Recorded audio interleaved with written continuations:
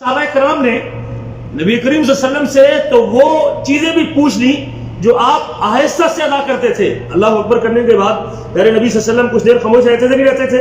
اور صحابہ نے پوچھا کہ حبیب جب آپ اللہ اکبر کرنے کے بعد اور فاتحہ شروع کرنے سے پہلے تھوڑی دیر خاموش رہتے ہیں تو آپ اپنی خاموشی میں کیا پڑھتے ہیں؟ تو پھر آپ نے ان کو وہ دعا بتائی تھی جو خاموشی میں پڑھتے تھے. کون سی دعا ہے؟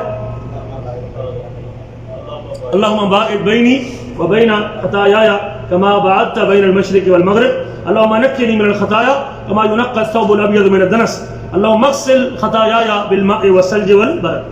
تو پیارے نبی صلی اللہ علیہ وسلم سے جب صحابہ کرام نے اللہ اکبر سے لے کر فاتحہ تک کی خاموشی کے اندر پڑھے جانے الفاظ بھی پوچھ لیے، اور اگر اللہ اکبر سے پہلے الفاظ ادا کرنا بھی اللہ کے نبی سے ثابت ہوتا اور اللہ کے رسول پڑھتے ہوتے تو یقیناً آپ صحابہ کو سکھاتے اور صحابہ اس کو ادا کرتے. لیکن یاد رکھیے اللہ کے رسول صلی اللہ علیہ وسلم سے یہ جو ہم اپنی زبان میں نیت کرتے ہیں 4 رکعت نماز فرض اللہ تعالیٰ کے پیچھے اس امام کے منہ طرف کھانا کعبہ کے وقت نماز ظہر یا وقت نماز عصر، اس قسم کے جملے زبان سے ادا کرنا یہ رسول اللہ صلی اللہ علیہ وسلم کا طریقہ نہیں ہے. پیارے نبی کی 23 سالہ زندگی ہے اور جس میں تقریباً 13 سالوں کے بعد نماز فرض 10 سالوں کے بعد نماز فرض ہوئی معراج کے موقع پہ.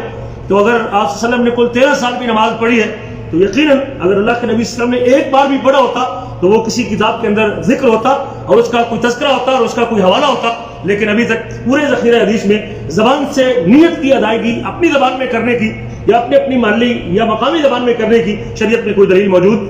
اور یہ کیسے ہو سکتا ہے کہ ساری نماز عربی میں ہو اور جو نیت پنجابی میں ہو؟ اس کا معنی ہے کہ یہ ہماری اپنی بنائی ہوئی ہے، یہ یہاں کی بنی ہوئی. اگر یہ مدینہ کی بتائی ہوئی ہوتی تو وہ کس میں ہوتی؟ عربی میں ہوتی.